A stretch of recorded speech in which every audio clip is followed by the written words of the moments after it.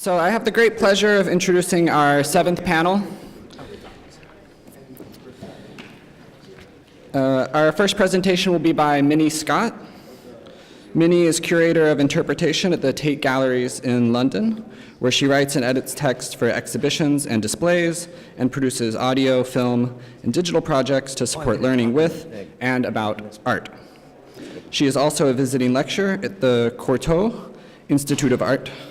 She has worked with artists, dance scholars, neuroscientists, and playwrights to explore what makes for an intimate and meaningful encounter with art in a museum setting. And her presentation is titled Regimes of Attention in the Contemporary Art Museum. Our second presenter is Jeff Nunakawa. Jeff is a lot less lonely than he seems, and probably a lot more lonely than he knows. He's produced a fair amount of recognizably respectable scholarship, but his heart has always been attached to the power of very local metaphors, what is supposed by criticism, even after deconstruction, to labor to convey an argument. That attachment in recent years has come to constitute an odd practice of writing driven by an elevation of figurative language as the means of conveying a whole argument in a discursive space that seeks to dwell agreeably with the most anxious and harried and hurried attention spans, those opportunities for inspiration and improvement that we might fairly regard as the way we live Paterian lives now. That's his story anyway, and he's sticking to it unless and until it is richly falsified. Thanks, Jeff. And his paper has a wonderful title as well, Stopping in the Woods of a Blurry Newsfeed, Getting Attention on Social Media When What You Have to Offer Is Not Pictures of Puppies or Porn. So we will have their presentations, and then we'll move over to this dais for a conversation.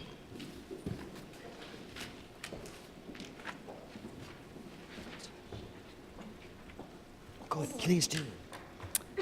Stay as long or as short a time as you will, but do your best at all times to let the work of art speak directly to you with a minimum of interference or distraction. That's How to Visit a Museum by David Finn. Museums are not a space for free encounter between viewer and object. They never were. Disciplining attention, nudging or directing a viewer to look and reflect in a certain mode is their defining function. The Wunderkammer wasn't a place for unregulated awe, and the Guggenheim Abu Dhabi won't be either. How could it be otherwise? Can we imagine a way of bringing significant objects and people together?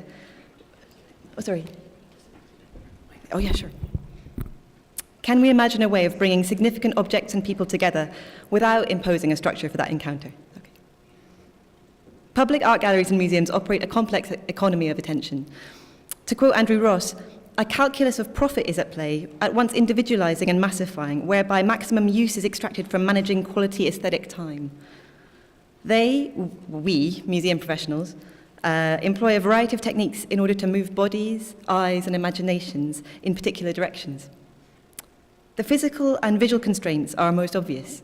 A one-way route through an exhibition that proposes a visual curriculum in which understanding is built up in regulated steps. A painting hung at the end of an enfilade gallery that frames the object as worthiest of attention. The still dominant white cube gallery interior that blinkers the viewer from potential visual rhymes between artwork and architecture or outside world. Audio guides that direct listeners' eyes to details deserving of particular scrutiny. Visitors are encouraged to collaborate with the institution and regulate their own attention with floor plans and highlights tours that help them budget their time and energy. Museums are hungry for knowledge about how visitors behave, their motivations, the desire lines they trace through galleries, how they use their intellectual and emotional resources. We, gather data using methods developed for settings like shops or theme parks and adapted to the gallery context, market research-style questionnaires, heat maps showing the popularity of different routes around a building, observations that measure dwell time in front of a particular object. These techniques generate graph-friendly statistics that can prove the impact of our work, measure success in certain terms, and justify funding. Qualitative methods are used too. Some require visitors to narrate their experience and explain their choices in real time. Others observe not only general physical behaviour, but eye movement, recording glances within and between works, wall texts, and fellow visitors. All circle around exactly what is happening when an individual is present with an object or artwork. We, museum professionals, evince a certain desperation in our quest to understand attention, only to find it evaporating under scrutiny, like an excavated artwork that crumbles when exposed to light. Admittedly, this despair of understanding applies particularly to the model of silent communion with art, while much work made in the last 60 years overtly invites forms of social and physical participation, or is not a stable physical entity at all. So I'm thinking about Lygia Clark's work that Sergio talked about yesterday, and also, of course, the body as object, as we've been discussing, or as we've been hearing from Joshua just now, in Adrian Piper's work. But museums are still working out how to incorporate this kind of work and its history into their displays. And with important exceptions, the vast majority of their space and time and resources still go towards bringing people and objects as kind of conventionally conceived together. So today I'd like to explore some possibilities of refocusing our attention, that is, the museum's attention, away from the visitor and towards the art object. I'll be looking at two examples from Tate, a research project and an installation, which offer different ways of thinking about objects as more than the passive recipients of viewers' attention, and rather as agents of attention. A couple of years ago, a research team from the Rethinking the Senses project group, made up of psychologists, philosophers, and neuroscientists, approached Tate's learning department with an invitation to collaborate. They were looking for opportunities to research sensory interplay in real-world settings. The art gallery offered them a rich site for such analysis. And I volunteered to work with them because they seemed to offer a new way to understand this moment of encounter between individual and artwork, which, as I said, one finds oneself hungry for in museum work. Working with the Rethinking the Senses team, my quite diffuse curiosity about the embodied experience of looking was refined into a precise, testable research question. This focused on the interplay between auditory and visual stimuli as applied to a specific category of artworks, so portraits made in Britain between the 16th and 19th century. Would a visitor remember a portrait better if, while they looked at it, they were listening to a commentary that seemed to issue from the artwork?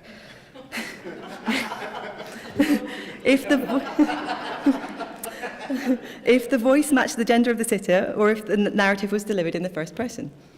So, I'm not going to play you anything. I'm not going to do this. Visitors who participated in the research looked at a series of paintings on display at Tate Britain, accompanied by a randomized selection of audio commentaries. In front of this portrait of Elizabeth Cornwallis, they might hear about my persecution as a Catholic, or her elaborately embroidered sleeves, delivered either by a male or female narrator. So, sort of odd permutations were possible, like this Elizabethan lady with a bass voice telling you how conservation efforts in the 1990s revealed the outline of her hat, lost under grime for centuries. So the visitors would then, or research subjects would then complete a recall test. The results very briefly confirmed the researchers' hypothesis, where the perceived gender of voice and sitter matched, or was perceived to match, and information was delivered as a first-person narrative, as if being spoken by the sitter rather than delivered by an unnamed speaker, recall was higher. These findings were explained by the Rethinking the Senses research team in terms of the heavy cognitive load of an unidentified source of information. A first-person commentary issuing from a painting allows for a unifying of attention, the artwork both as site of visual engagement and source of contextual information. Most museums do much of their communicating without identifying exactly who is addressing you. So these findings made me and my colleagues pause to reconsider our current practice. But what I'm most intrigued by is how this project literalized the trope of an artwork speaking to you.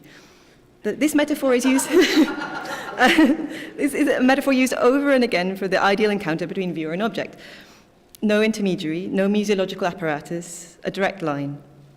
This is how Pierre Bourdieu and Alain Daubel mock the confidence of the culturally endowed at the beginning of their sociological study of museum-going, the love of art. Such viewers operate as though their visual literacy was a kind of grace. The good works, the cultural capital that allows art to speak directly to these elect, is obscured, in their words, as if their virtues would be devalued if they had been acquired. Listening to what an object has to say sounds like a nice model of gallery attention, but it obscures where the utterances actually issue from, and will always be a form of ventriloquism. The fantasy of the speaking artwork carries with it another model of the relationship between the visible thing and what we can know about it. The idea of funicity comes from Borges' story Funes the Memorious, about a man cursed to remember everything. It was borrowed first by MIT materials scientist Cyril Stanley Smith and applied to art historical objects by Donald Preziosi. A fitting backstory of creation, appropriation, and reuse for a term that makes artworks into containers for their histories and meaning. Whether the physical metaphor is that of a vessel or of geological layers, Funius artworks hold their past within them, the origins of their materials, the identities, lives, dreams of the people who ground the pigments, cut the stone, or manufactured the light bulbs, the hands of the dealers, monarchs, auctioneers, thieves, connoisseurs, and curators they have passed through, the eyes of worshippers, critics, autodidacts, and artists they have passed in front of, and of course the process of their making, the artist's intentions, methods, mistakes, competitors, patrons, all absorbed into the object. The artwork knows these things and would divulge them if we only knew how to listen. This is exactly what the research apparatus of the Rethinking the Senses project performed, with portraits able to talk about the interior lives of their sitters, the details of facture and mistaken attributions. I'd interpret the research findings as a demonstration of how attractive this model of the self-explanatory artwork is in the museum context, with its seductive combination of intimacy, authenticity, and authority. The speaking object is a model of museological communication that is quite common, though rarely realized so explicitly. I'm suspicious of it because the artwork as a communicative subject seems to raise this possibility of dialogue, the creation of something new through an encounter between object and viewer, disguising what is really a broadcast. But if we set aside the content of what an artwork might have to say, we are left with something that I think is more fruitful. The art object as having agency to direct your attention so that we as viewers become subjects to its directives. An example of an artwork that dramatizes this, in terms of the physical and optical encounter of a viewer, is Kerith Wyn-Evans' installation Forms in Space by Light in Time, which has recently opened at Tate Britain. Made entirely from white neon, the work is installed in the long neoclassical Devines galleries at the centre of the museum, suspended from the ceiling in 3 sections. First, a single neon circle.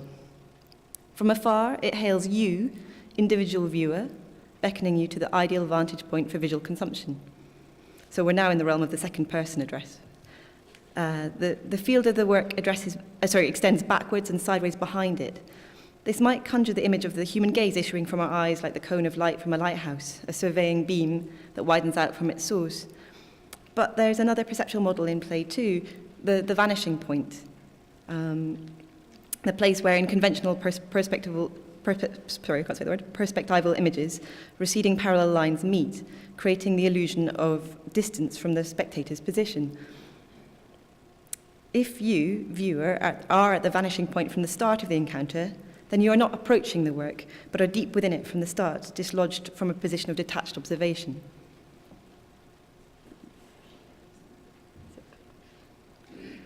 Moving forward from the neon O, you encounter 3 larger circular or radial structures. These are scaled-up, 3-dimensional versions of shapes within Marcel Duchamp's The Bride Stripped Bare by Her Bachelors even, also known as the large glass, made between 1915 and 1923. Duchamp called them oculist witnesses, their form and name creating associations with opticians' charts and the phrase eyewitness. In Duchampian iconography, they relate to a voyeuristic gaze. Voyeurism's looking without participating. Is that art gallery looking? Desirous but distanced? Forms in Space raises this possibility and allows it to hang in the air, literally. Duchamp's play with voyeurism wasn't just symbolic. The large glass is just that. You can look through it as well as at it, look at others looking, and be observed in turn. Forms in Space borrows not just the shapes of the oculist witnesses, It also echoes the way Duchamp integrated the rituals of looking in a public space, the spectacle of other people looking into the artwork. This is realized as you are propelled forward into the work's final section. Clouds of neon made up of wide sweeps, circles, oblongs, and dashes. Most of the 2 kilometers of neon light tubing that make up the work is concentrated here, so it becomes a palpable light source.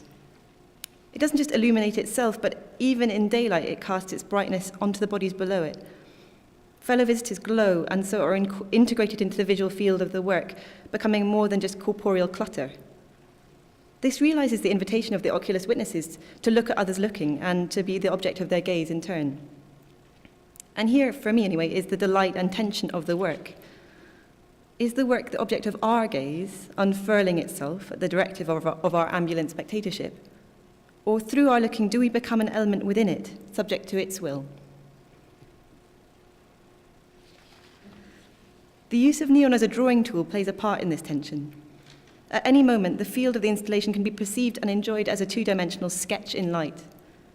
Wynne Evans is interested in stereoscopic images that create an illusion of depth, but neon in space is conversely capable of producing an illusion of flatness.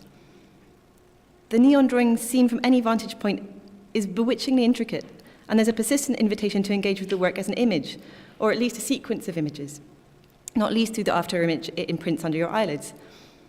So we have reliable ways of consuming images, and I've watched many viewers start looking by capturing a picture on their phones. But the work exists in space and invites our embodied attention as we move under or inside it. It directs our physical movement through its form in relation to the gallery architecture. The constant perceptual shifting between 2 and 3 dimensions echoes the shifting relations between artwork and viewer taking place within it. Wynne Evans is interested in choreology, the translation of movement into notation, and has related the patterns in the final section of the work to the movements in No Theatre. He refers to the whole installation as a score, and though he doesn't make this explicit, it's a score performed by viewers through their attention. A choreographic score is a proposition for behavior communicated through primarily visual means.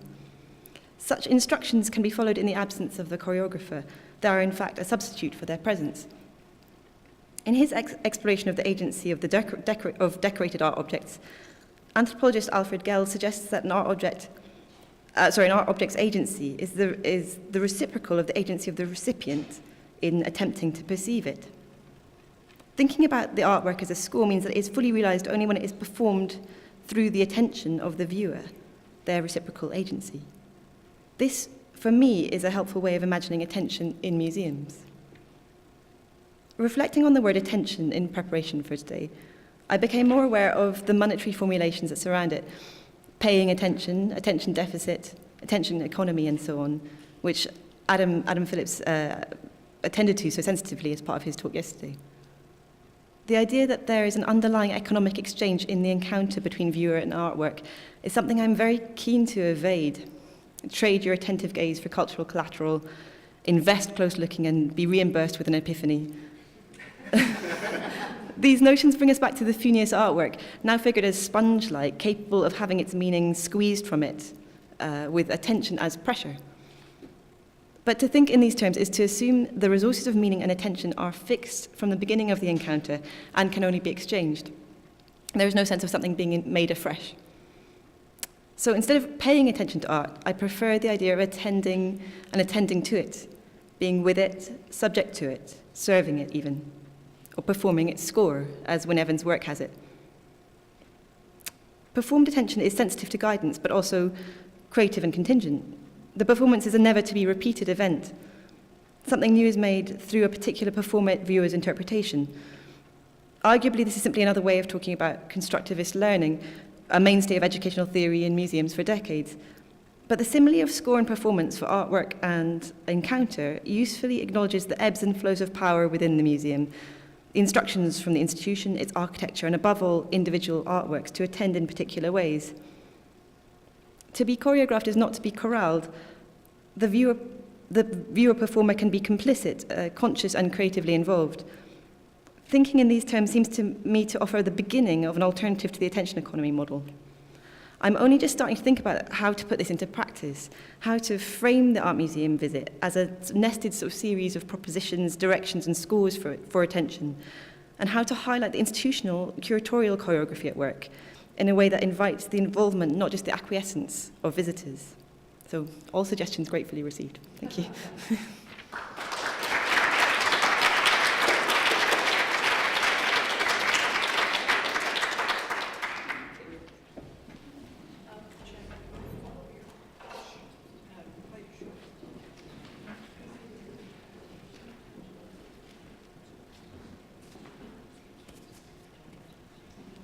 Can you hear me?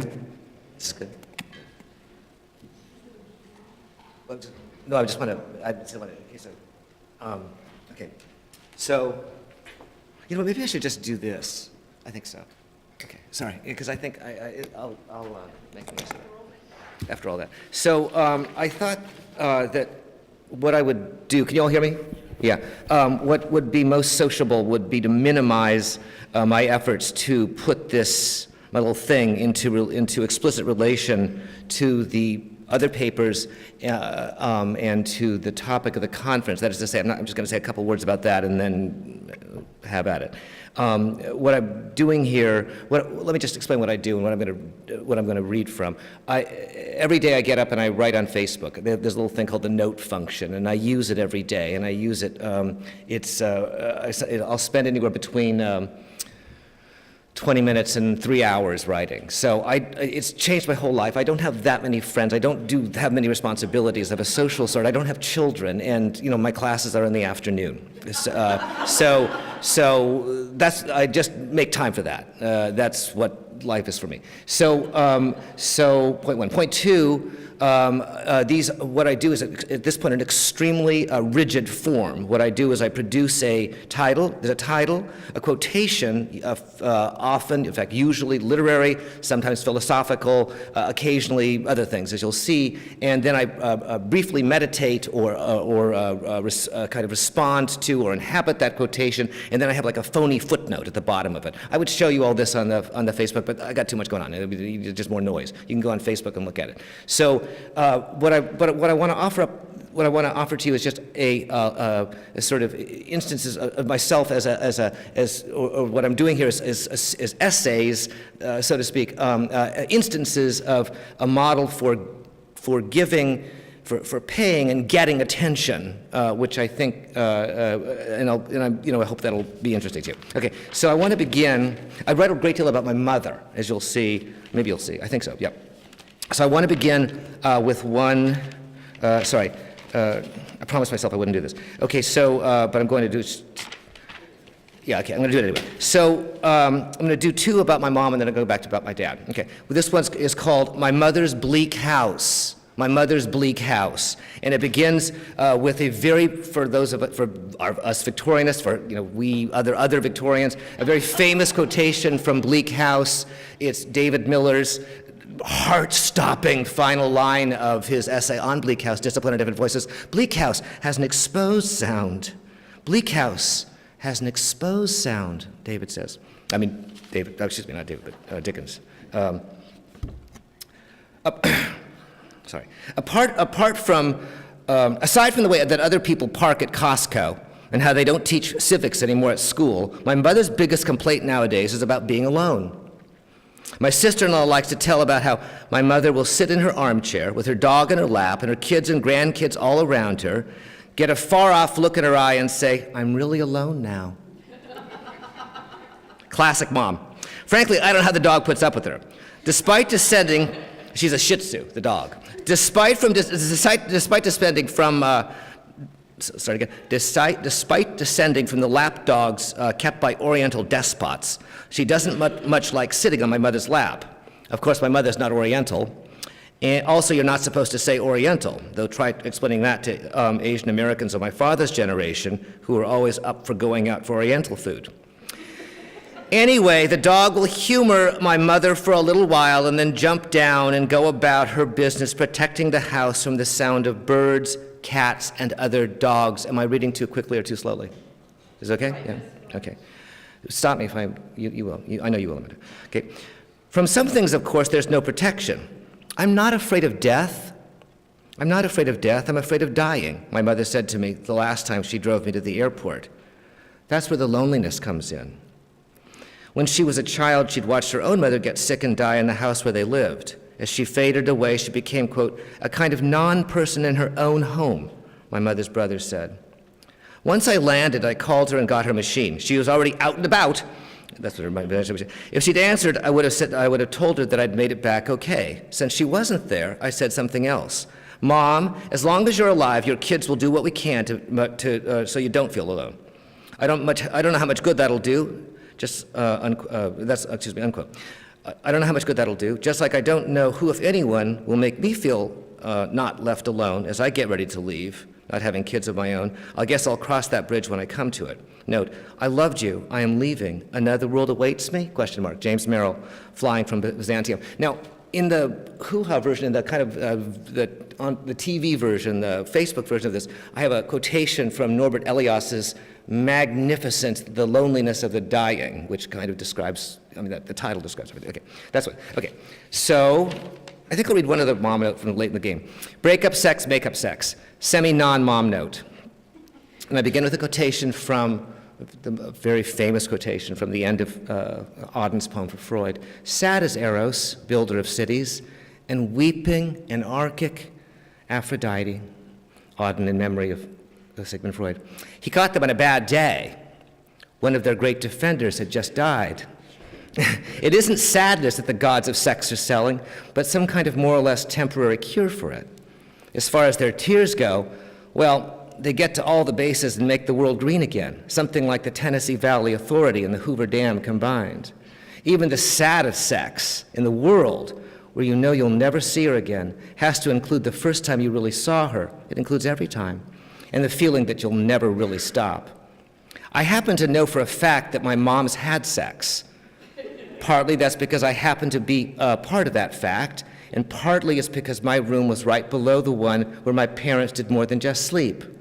Of course, we never discussed the matter. There are parts of me you'll never know about, she says, and the same goes, maybe double, the other way around. The only time I know for sure my mother isn't in the room is only joy I need to have to feel her everywhere else. Shakespeare. Move still so. Winter's Tale. Okay, so now I'm going to switch to something else. And lately I've been writing a lot about my dad, too, who died a couple of years ago. And sorry. I'm going to begin with a quotation from a very famous, again, a very famous, in this dark world and wide, this is Milton's poem on his blindness. In this dark world and wide. By the time my father was my age now, he must have known he was going blind. It was a disease brought on by his rage for drink. He wasn't exactly feeble, but he was a lot more gentle with his sons and a lot more resigned to the ways of the world than he'd been when he was younger. When he was younger, my father would rage against all that was wrong with all of us. Reagan was well into his second term by then, and while my father would have never voted for him, I don't think he was especially put out by his re-election the way he was by Nixon's 12 years earlier. My father thought that Reagan was an ignorant fool who could get us into a nuclear war just by saying something stupid, and that he and his selfish cabal had zero actual interest in helping those less fortunate than themselves.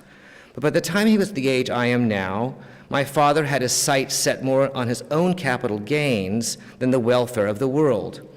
It was around this time that he got me to give a lecture to his summer school class on introductory psychology. I was a grad student living at home that summer, struggling to make ends meet. He knew I'd read a fair amount of Freud and his followers, a lot more than he ever did, a lot more, though he'd never put it that way, and figured that he may as well give himself a break and get me to put me to work teaching his students a little about the classics that no one in the field paid any attention to anymore. I don't remember if he actually paid me to give the lecture, probably not, though he was definitely helping me out back then. He offered to help me out more if I could claim him as a deduction. My father, though no businessman, could see how to work the simpler angles of the tax code, but it would have interfered with the financial aid that I was getting from school. The lecture I gave was on Marcuse, one of those German idealists who'd taken Freud down a Marxist path. Marcuse saw how a lot of our psychological pain has its roots in unfair labor practices that make all of our work hard and all of our lives dark. The thing is, I said to my father's students, Marcuse, like Freud before him, was a creature of the Enlightenment and believed that reason with a capital R could guide us out of this dark place. Then, from the back row, I heard my father's voice. All that is dark will be light. All that is dark will be made light.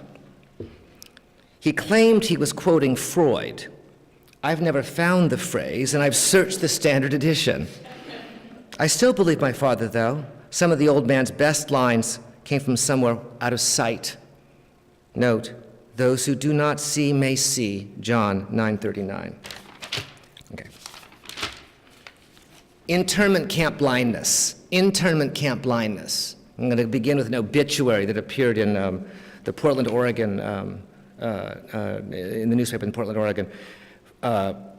He was highly respected in his profession, served as a mentor to many colleagues, and was appreciated by his clients, whose problems he was often able to help them solve in 10 sessions or less.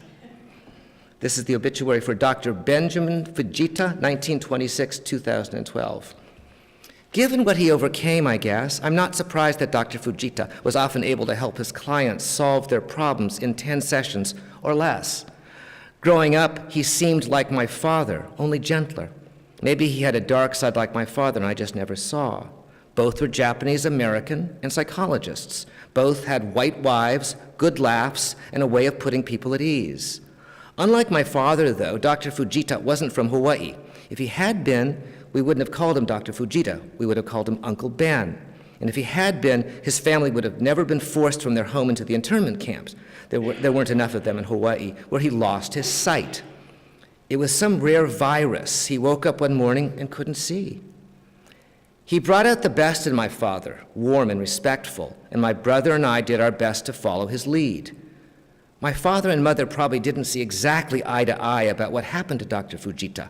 My father saw it as a war crime, and my mother probably more as an awful oversight.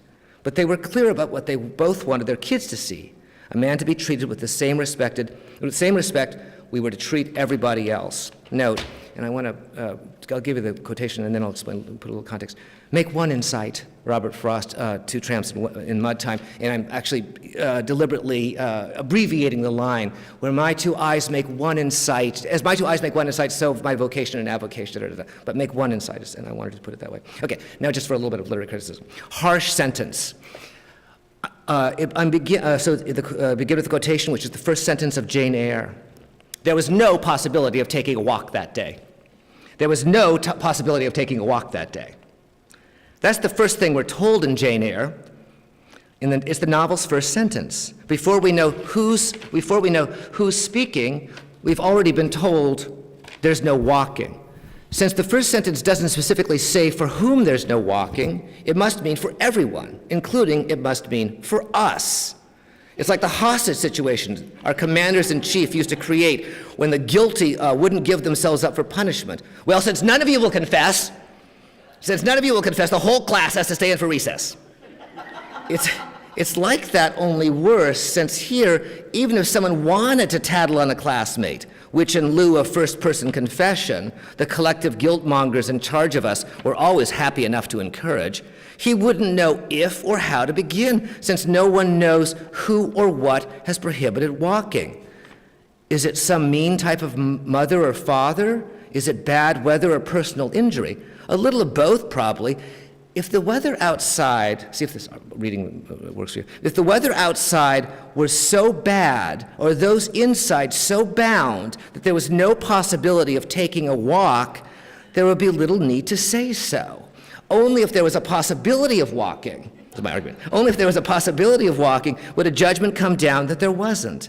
This is the world of an unhappy child, where the weather and hunger and no good mothers or fathers, only some sadistic substitutes, work together to make up a universe of meanness, a universal meanness. You'd think there was a conspiracy. It's so unfair. And it's also sad, since even if your immediate superior were permissive enough to give you leave to go outside, you'd probably catch your death from the cold out there, quote, the cold winter wind and rain so penetrating. The sentence of this unhappy child starts to get commuted once she stands up to her first captor, her so-called stepmother, and gets sent away to school. There she discovers a girlfriend who won't tattle at her, will take a bullet for her, in fact.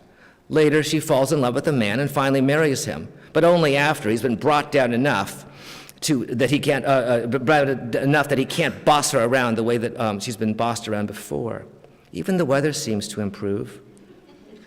More sunlight and moonlight, and though there's an electric storm and some lightning strikes and a terrible shower or two, the skies seem a lot clearer later on. Does the weather really get better, or does the sun just seem to shine more once the soul of the girl is made light enough to see it? Note how they shone, moving like fine broken starlight through the purple leaves. Ruskin, Predator. Okay. Okay, so this one's called After Phone Sex. And I begin with a quotation from Hannah Arendt's Human Condition, one of my favorite moments in this whole book, this whole crazy book.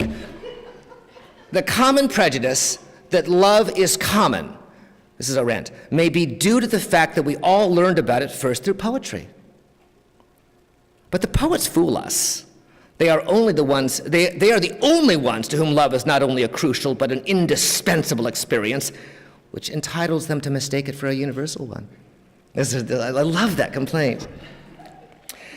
There's that story, this is me now, there's that story about Alexander Graham Bell saying to Helen Keller that he hoped she wasn't missing out on a woman's greatest earthly joy. Something like that. I don't remember the exact wording of what he said. I only know about it from a funny exchange that took place during an interview for a position in my department a while back. The candidate had written her dissertation on Helen Keller, so of course the question of Helen Keller's sexuality came up. This is about 25 years ago when the question of sexuality was started to pop up everywhere in departments like mine. And that's when what Alexander Graham Bell said to Helen Keller came up, and that's when the whole hiring committee erupted in unison. I know you know what's coming, but just let me finish up here. The telephone. In other words, you understand this story, right? Yeah, okay. The telephone. Everyone laughed. I'm not looking for love anymore, or if I am, I guess it's in all the wrong places, which I guess I must be all right with me, or I wouldn't keep looking there. And I don't spend much time on the phone anymore, not like the old days when I could basically hang out on it day and night. Nowadays, I put a lot of distance where I used to make a lot of calls. Still though, as people used to say on the phone sex lines, I'm looking to connect. There were the two options, right? I'm looking to connect or looking to talk. Excuse me, yeah, looking to connect, looking to talk. Those are the two things. I'm looking to connect. Most everyone is still doing that, I guess. That's something I guess everyone can still respect. Okay, I'm just gonna go on. Okay, so the next one is called Car Talk. How our father taught us the value of impure democracy. If men were angels, this is of course Madison Federal 51, if men were angels, no government would be necessary. My father mostly went where he wanted, especially when my mother wasn't around to correct his course. If she wasn't there co-piloting, whatever checked and balanced his driving was pretty much tossed out the window. He'd tailgate like he was Top Gun, swear at other drivers, and end up at any goddamn store he wanted. The shinier, the better. Whether or not there was anything on sale. One Saturday, my brother and I were driving home from the beach and playing a word game about all the things a man has to do in the bathroom that started with the letter S. One of them is in Japanese, but the rest you can guess, right? As usual, he was driving faster than my mother's limit. As usual, he was late getting home. After we'd completed our S list, the conversation shifted gears to a civics lesson. Why the founding fathers had installed limits to democratic rule. According to my father, those limits were like a muffler. They provided insulation from the noise also known as the tyranny of the majority. I never thought about a tyranny of the majority. In school, we'd been told about communists and Hitler and some old kings who wore weird wings, the tyranny of one or few, turning or chopping off the heads of the many. It had never occurred to me that the crown could be on the other heads. That's right, my father said, and that's why the Founding Fathers fixed it so that some things the majority doesn't get to decide.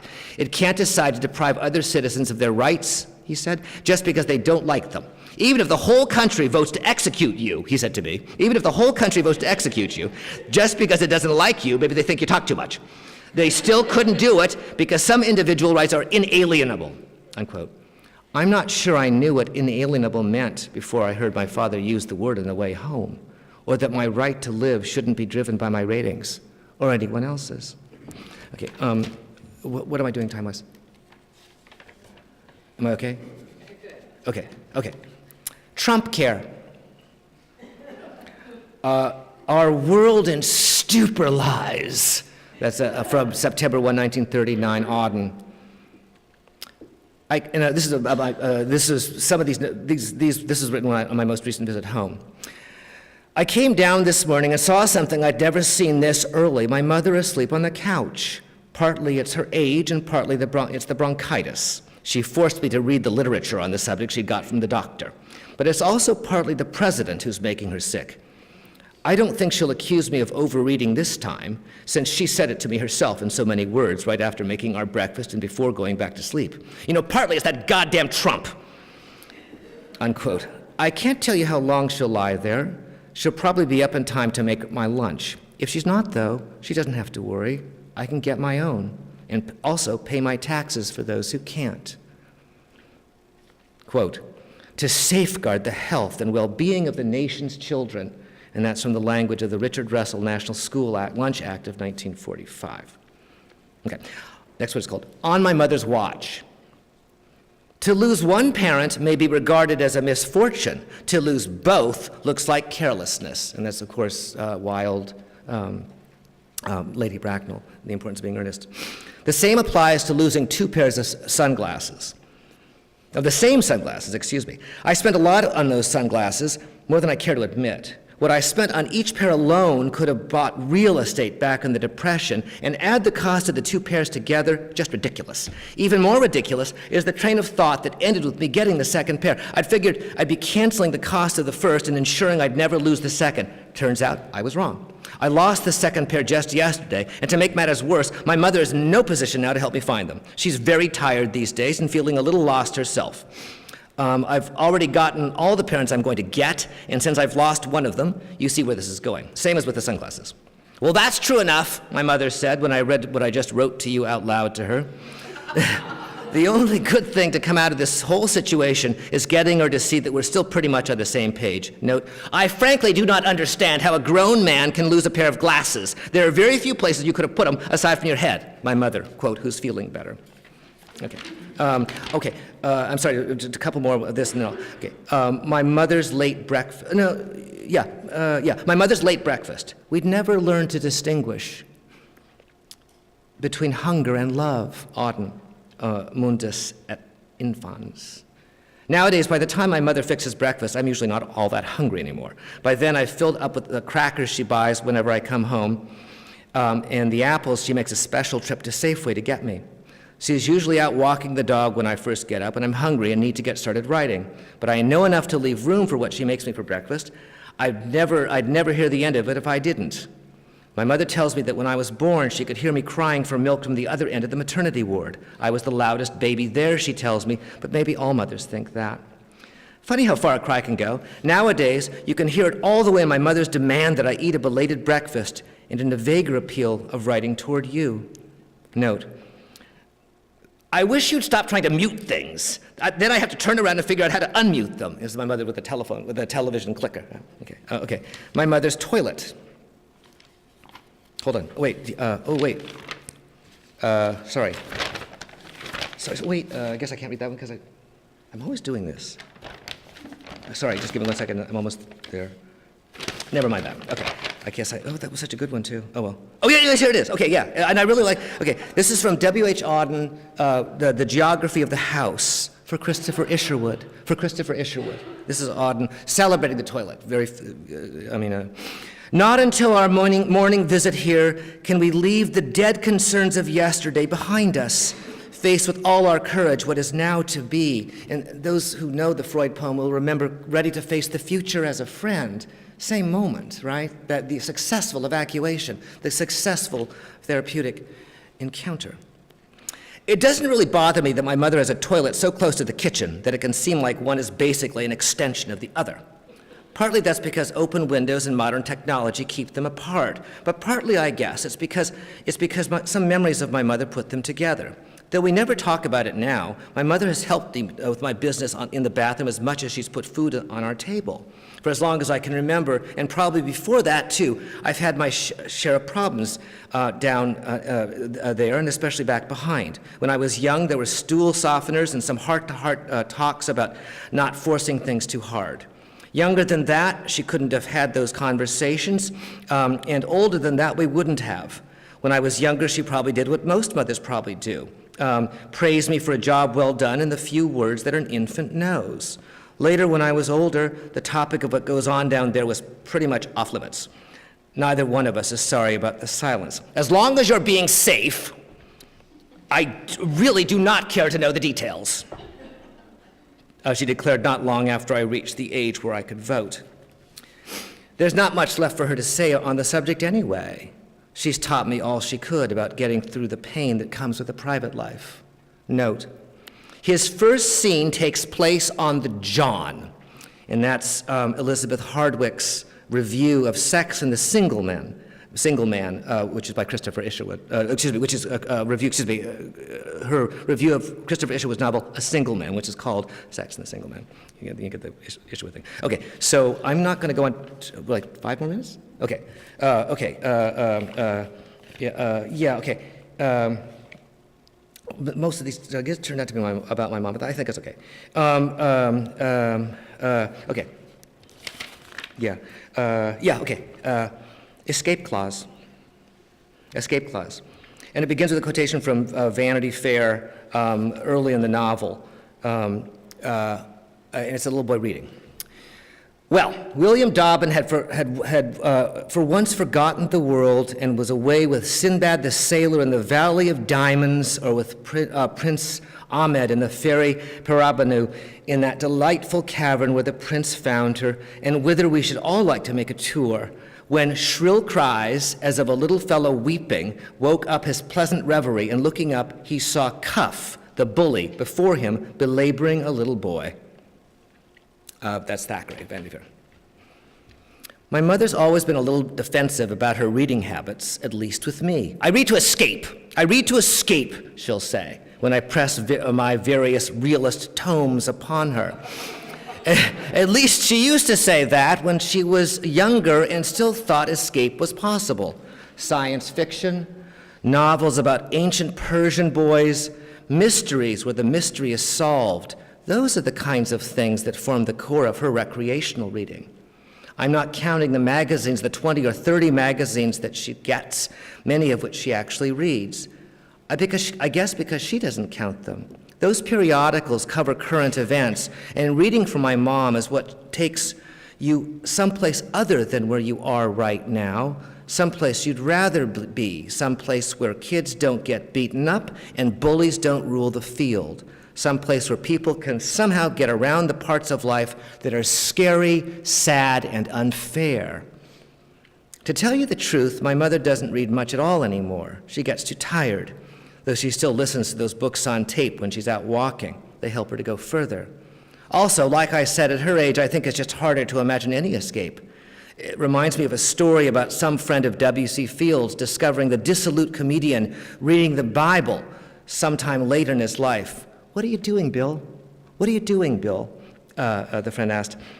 "Looking for loopholes. Looking for loopholes," Fields replied. Nowadays, my mother's not looking for loopholes when she reads, except maybe when she reads what I write about her. Then maybe she'll think some decent part of her being against bullies, has half a chance to live a little even after she's gone. Note, there's an infinite amount of hope, just not for us. And so I think I'll stop there. Okay. Thanks a lot.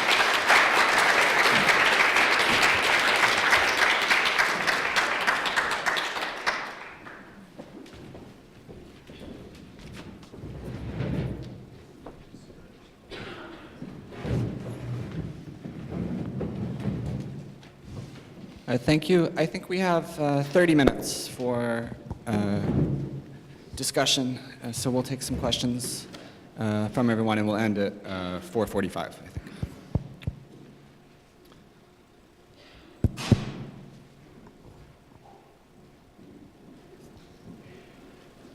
I was reminded hearing your talk about museums that some of my favorite places to look out are windows in the museum.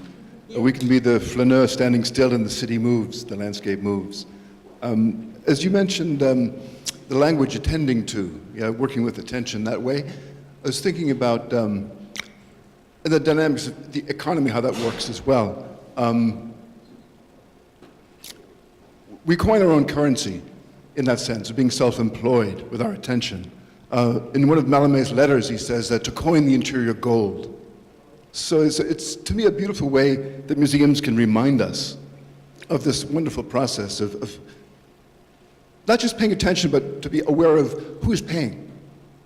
And that whole wonderful polylogue that happens when we ask these questions. Yeah? Thank you. Thank you.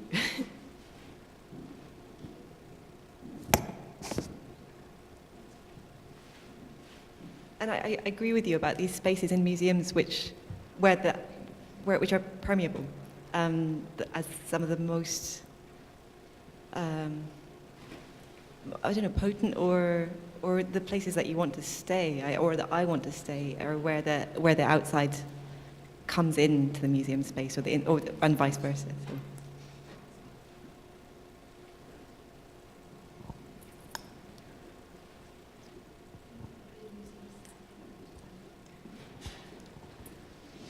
It's the end of the day. Oh, it is on. Okay, hooray. Thank you both. Jeff, I don't know what to say, except that maybe Minnie should put you on the, audio guide at the museum, and that would be a way to generate interaction.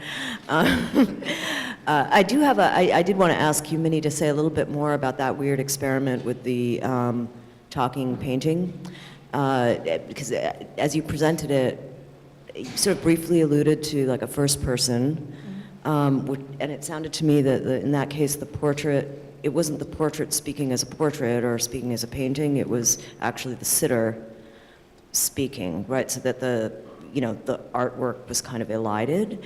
So was there sometimes a first person voice that was speaking as like, I'm blue paint, or I'm.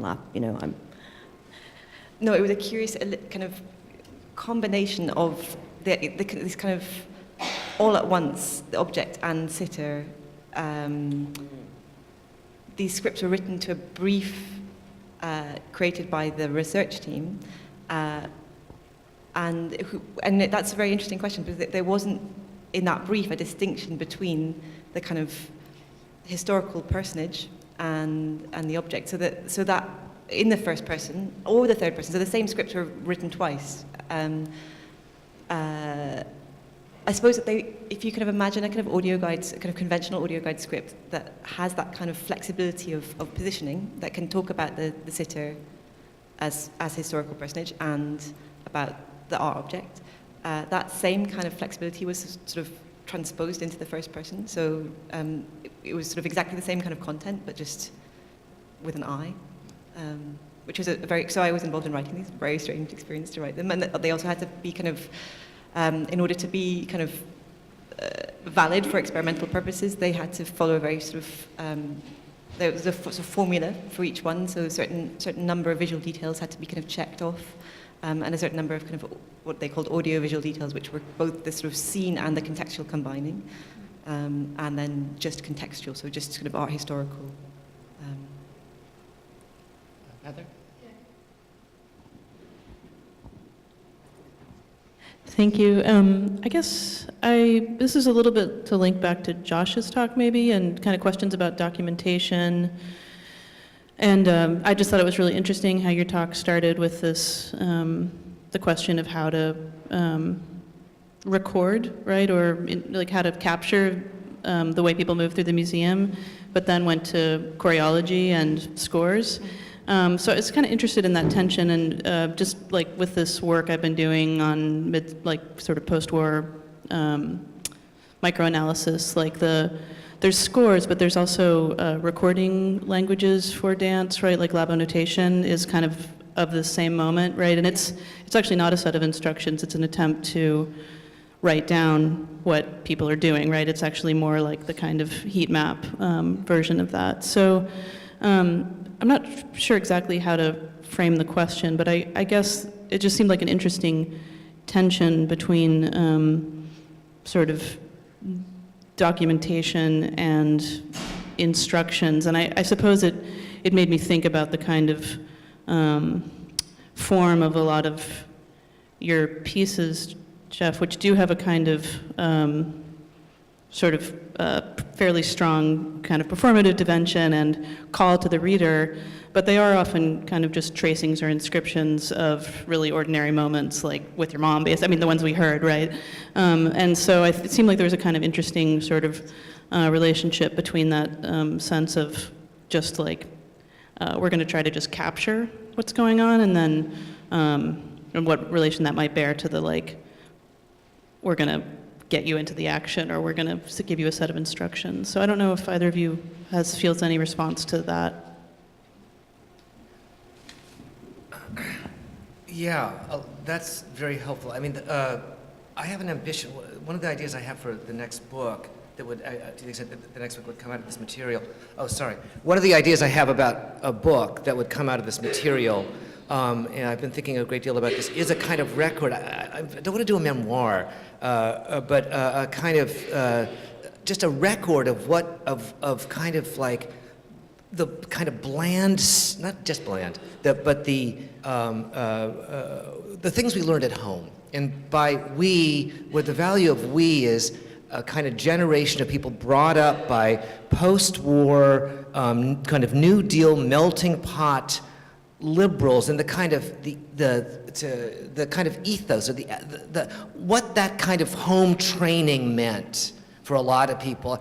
Leaving aside even, I mean, my mother's a quirky person, but even leaving aside all that, to the extent that they're interesting, to the extent that the recordings would be worthy of being made, it seems to me, it's my parents, and it's the extent to which they would not regard themselves as interesting, but as citizens, you know, and that's what they were all about. I mean, what this all about, they don't teach civics anymore. And in some sense, this book would be a record of the civics lessons that I think a lot of us got when we were growing. A lot of us learned. I know Amanda did. I mean, a lot of us did. You know, just, it would be kind of the felt version of those civics lessons, yeah. And just to pick up on this idea of corralling, you're quite right, and I think that's something I need to sort of think through a little more, this idea of corralling as a kind of, as a record rather than instruction. I wondered about it being a record of process, of artistic process, which then sort of is transmuted in the museum context into a sort of instruction for attention. But I think I've sort of underthought that so far. But if that makes sense, that the kind of the process of making is what is sort of is what we have the trace of, which actor holds within it a kind of a desire for a certain form of attention, which is then interpreted and realized in the looking. Can we have Elizabeth and then Suzanne? Sorry. Do you want to go first? So, thank you, Jeff. I just don't know how to respond to you. I'll tell you later. But Minnie, I have a couple of months ago, I happened to visit the newly restored Museum of Modern Art in Rome, and I can't remember the name of the very young director of the museum who just took over, and it's Christina something. I just can't remember her last name. But it's very interesting what she's done to the museum. It's a museum I grew up with, and it was extremely boring and tedious and dark and gray, and curated simply in a very sort of standard chronological way. What was particularly interesting is that the museum holds a very large futurist but also fascist collection, and in the old curating system, it was actually very convenient because it was all just stuck in one room, and then that was that was it. Now, what she has done, what she's actually exhibiting the collection, and she changes the way it's exhibited every 6 months or so. And in January, when I happened to see it, in fact, Elizabeth was with me, what she did is, and it was very disorienting, but she set it up in such a way that the objects spoke to each other. And I'm not sure how that would relate to your idea of the score, which I found extremely interesting. Whether it is a score, but it would be, but I found it was disorienting, certainly because it was unfamiliar, and the way pieces were juxtaposed were really interesting. And it was sort of a Benjaminian sort of dialectical image experience that you would have in every room. And it was very hard to, I found myself sort of being bounced around between the objects. And so I was just wondering whether you had anything to respond to that. Thanks. I'd love to see it. I've heard and not seen of a sort of similar display strategy used at the Hirshhorn in Washington, which was kind of explicitly, and it was in the context of a learning gallery, which is an interesting kind of in terms of the sort of status of different kind of gallery spaces. It's sort of off center, but that put two objects into conversation with a kind of provocation, a written provocation between them. But no, I think that sounds fascinating. No text. No text, yeah. None. You were just sort of on your own. In a way, also that I think that I'm not sure, but I think that these very explicit pairings do something about really highlighting the kind of agency and activity, or just activity really, of the curator. The fact that choices have been made, it sort of helps to kind of flush out this idea that there's sort of self-evident, or kind of that a kind of, I don't know if I'm right by this, but I think there isn't a sense in a lot of visitors that a hang has been done, that anyone creates this. It's the idea that it just sort of emerges from the institution. So I think interventions like that do a lot of interesting things, I imagine. I'd love to see it. But the one in particular is that it foregrounds the fact that this is a kind of a made space. Yeah. So we'll have Elizabeth and then Matthew, and then I'm going to ask a question after that. Yeah, this museum is astounding. I've never seen anything like it. In any case, Jeff, thank you. I have a very simple question. Is the humor intended to provoke attention or disrupt it? Right. Is that a simple question? That's a great question, is what it is. And I've obviously both. But the main thing I've been trying to do for the last 5 years or so is to kind of defancify myself a little, like to make the writing, like to ease people in into the writing, so it's Frost rather than Hopkins. It's it's whose woods these are. I think I know. It's like that little kind of.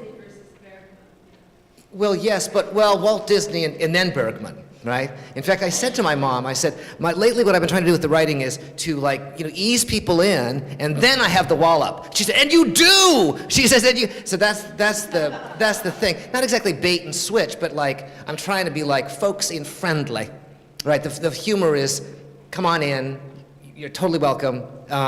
This is not going to be deep, whatever. But then it can get deep, and hopefully people won't mind. So that's where the humor. It reminds me of something that David Miller said to me years and years ago. He said, you with your little act. He said, what you do is you get up there and you make a total fool of yourself, and then you present a serious paper. I mean, he was saying you play a clown and then you do a serious paper. So that's what I'm trying to do with the humor. Yeah.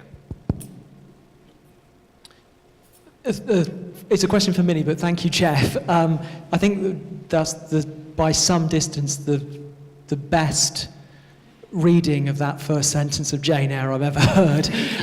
Okay, that said, Minnie, thank you for a lovely paper. I had maybe this follows from Heather's question, just it's very appealing, this idea of the idea of the artwork that makes you a part of it, or that the score somehow only becomes itself as it's performed by you, the viewer.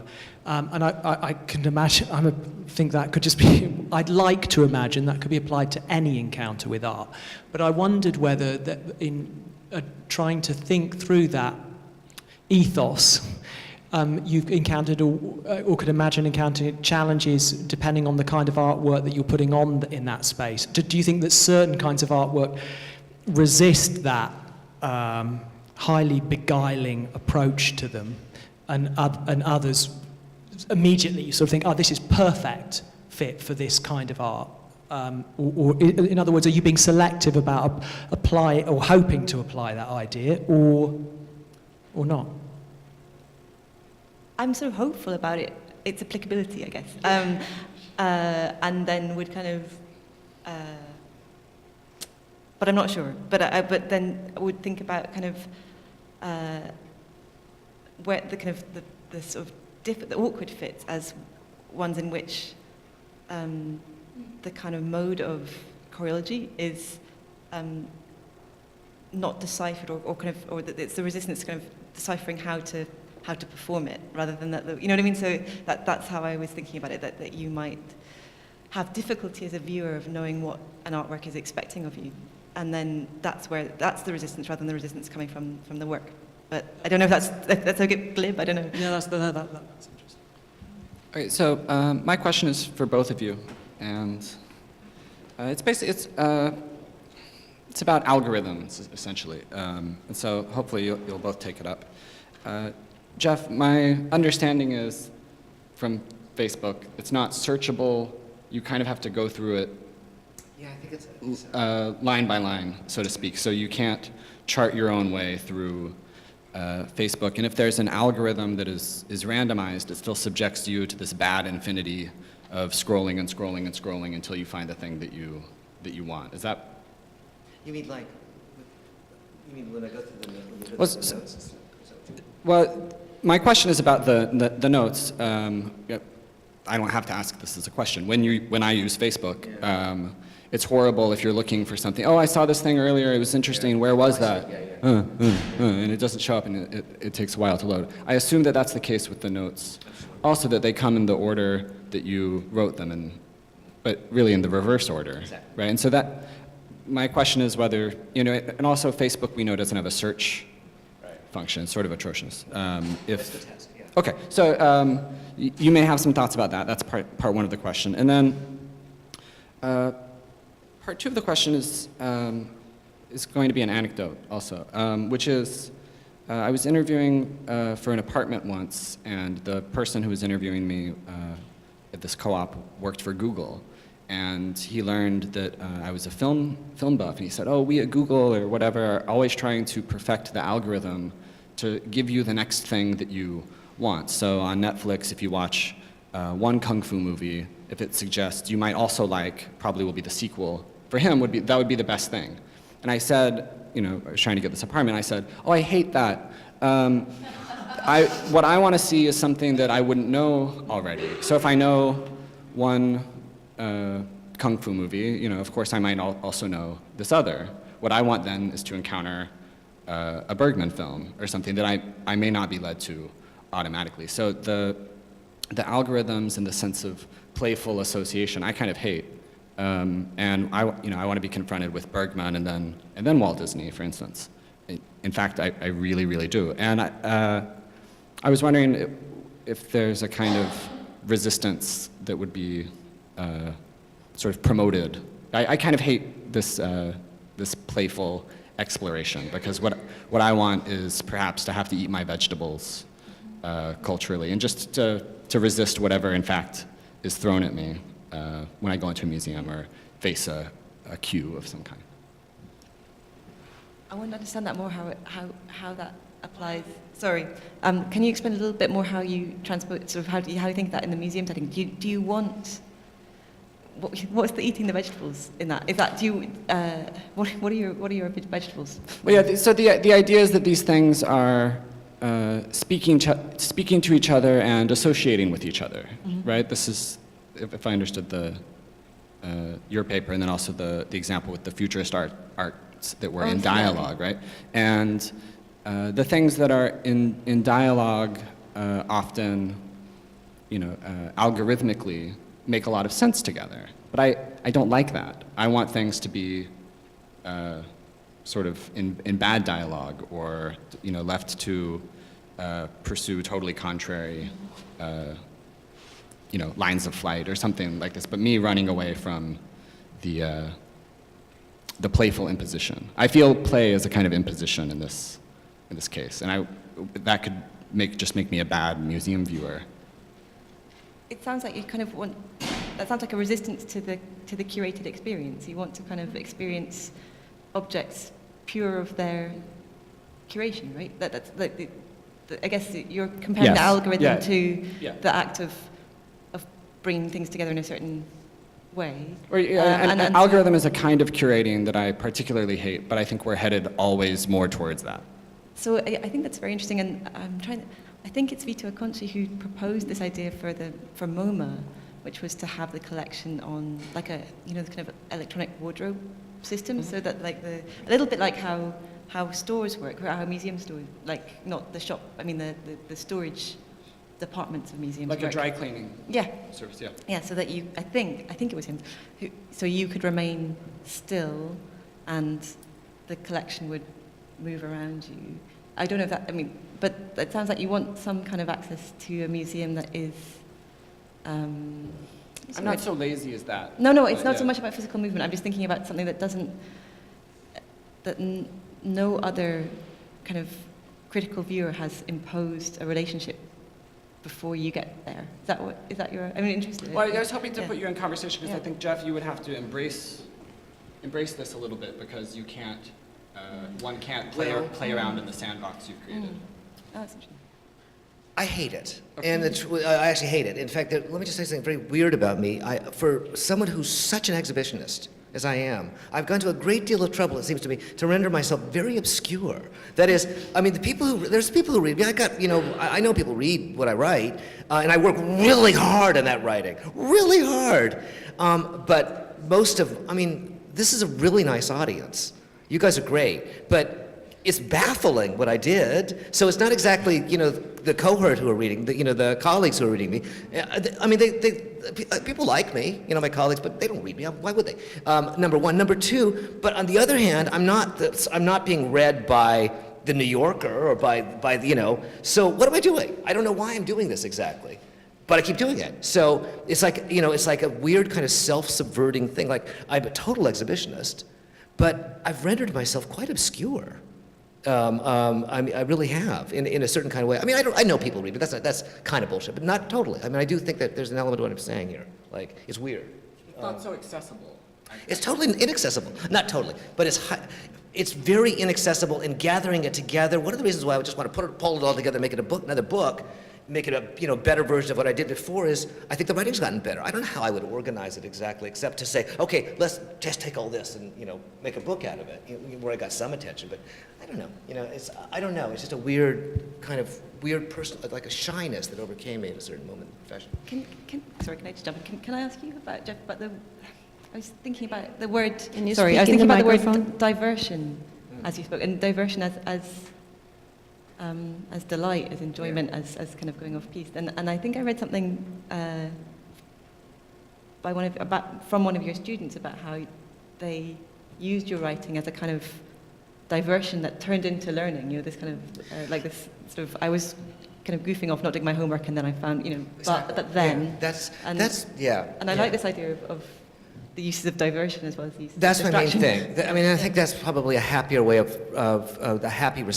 of me thinking about my own question. Like, my idea of like a heaven would be, or my utopian idea would be a class where all of the reading is optional and all of the reading read.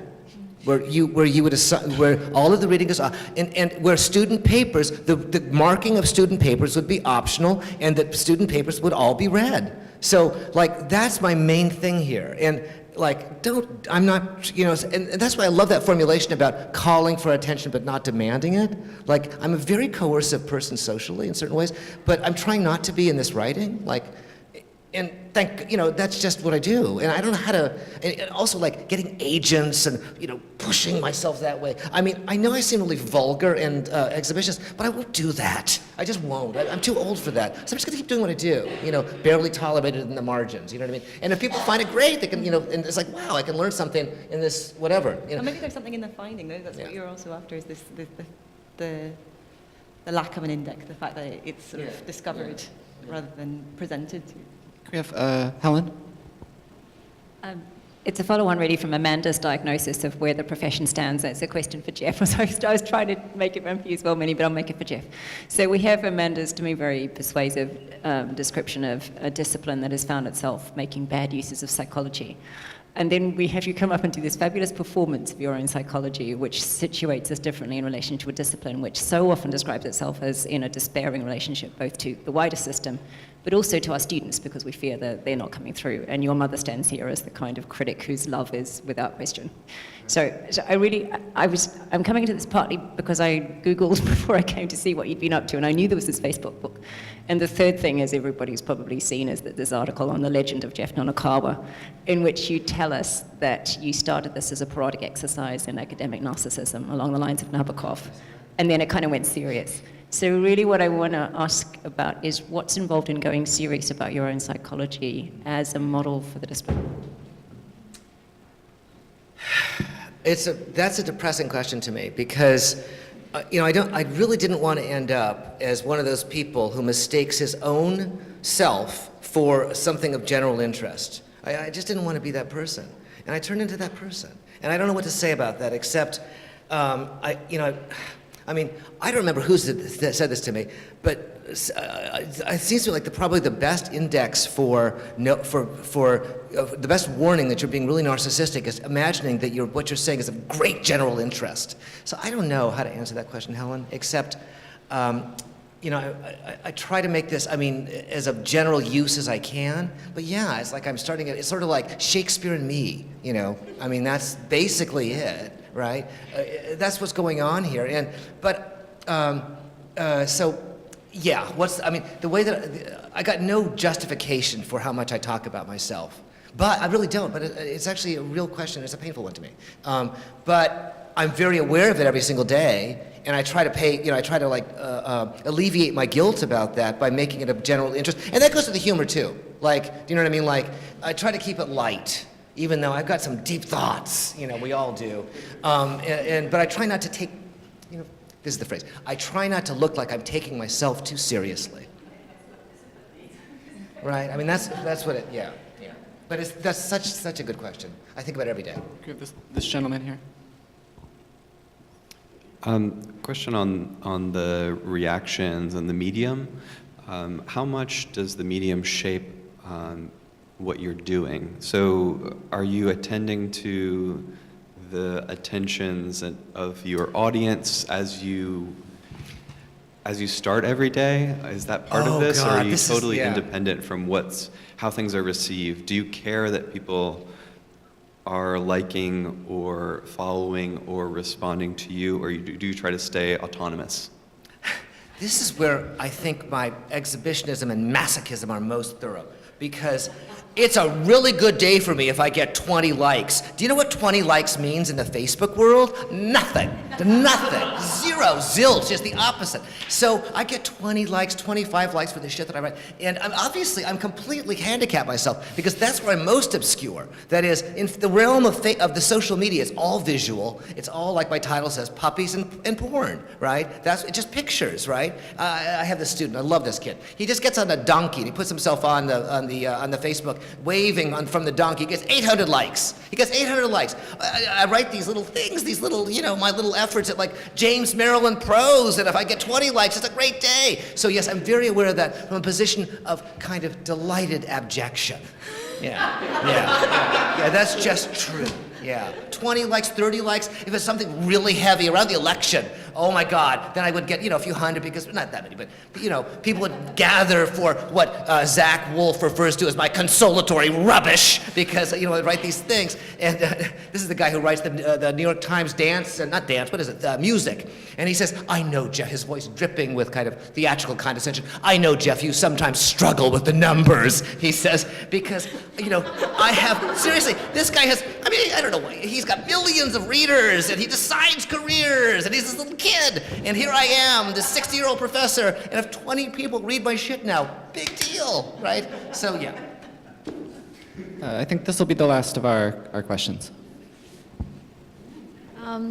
This is a question for Jeff. I really enjoyed your presentation. I had two thoughts, and they're not really questions, but I was actually very struck by in my mind, a certain genealogy with Austen, of the sort in which in which all his examples, did I shoot the donkey by mistake or by accident or whatever.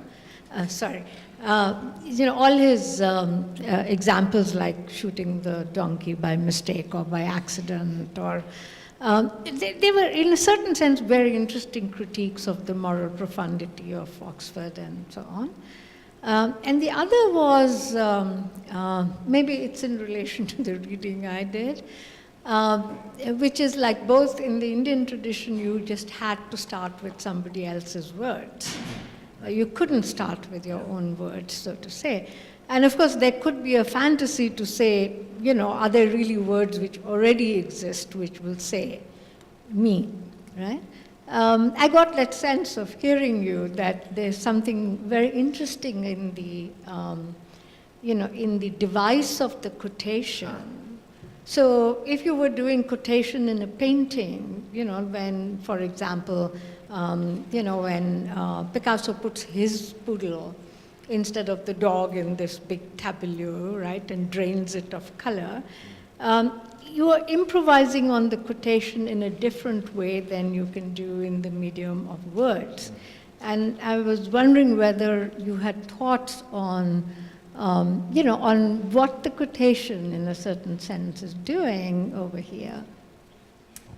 It's that, it's like that, the line in, Nietzsche, all craft makes crooked, all work makes, I'm a literary critic, so even though it doesn't seem like that a lot of the time now, that's the green light, that's the go sign, right? That's go time. It's like, I need the quotation still.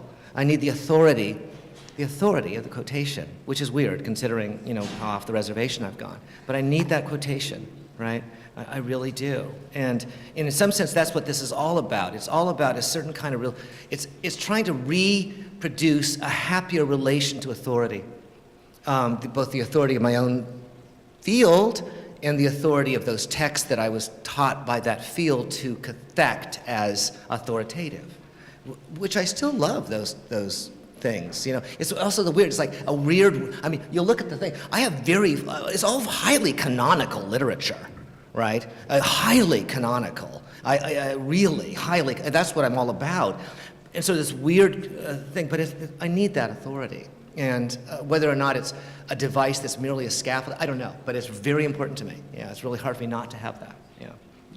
Great, thank you. We have a break now, but let's first thank our panelists.